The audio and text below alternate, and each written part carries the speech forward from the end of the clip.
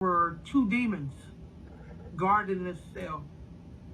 These demons were about 13 or 14 feet tall. They were pitch.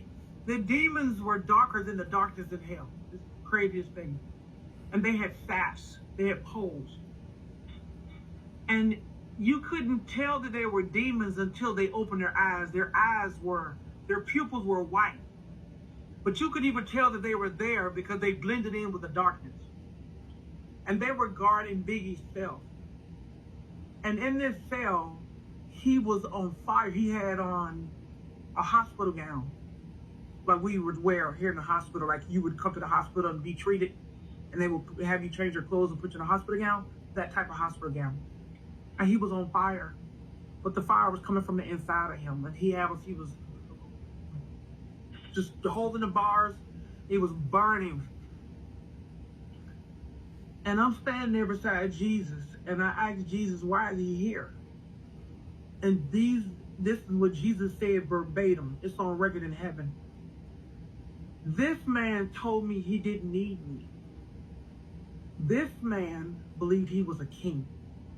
This man went to a fetish priest and got charms that he carried around in his pocket to become famous.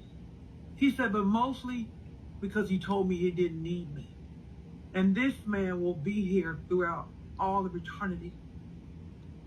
So after Jesus stopped speaking, one of the demons was speaking this language. It was ancient, but I had an idea what he said because of the actions of the other demon. The other demon opened the jail cell and got Biggie out of the jail cell, and a king's robe appeared out of nowhere, red and white king's robe. A golden crown appeared in his head, and they bound him hand and foot. And they took him and they put him in this machine. It's what I can't think of anything else to call it except a juicer.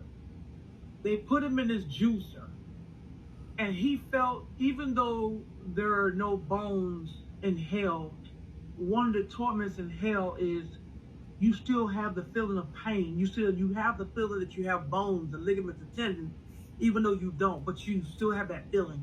That's one of the torments. And he felt the breaking of bones, the ripping of tissue, the ripping, the cracking of his skull. He felt it all. And he came out like a big mush of like ground up hamburger with bone and tissue and blood in it.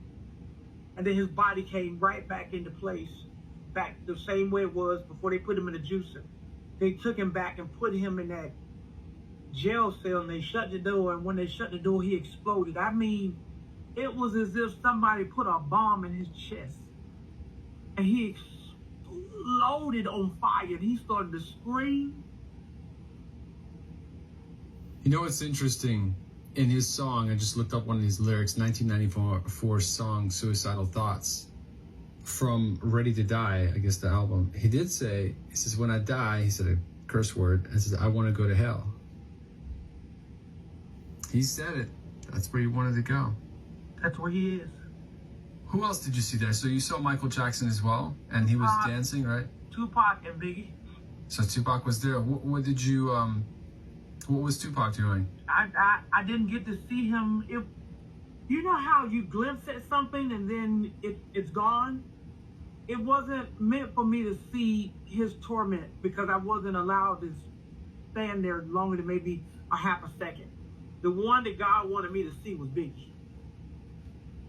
But Michael, Lord have mercy. All the dance moves Michael Jackson did, he got them from demons. And people do not know that Michael Jackson was a warlock. He was a witch, a warlock on the earth. People, they would not believe it, they wouldn't know it, but he was. He got all of his songs from demons. He got his dance move from demons. And in hell, the demons had whips, and they were whooping him and beating him. And if he stopped dancing, every time he would stop dancing, ow, a demon would hit him with a whip. If he stopped dancing, demon would hit him with a whip. And that's what they're going to be doing to him for all eternity, and forcing him to dance without a break. And if he stops, they whip him and they beat him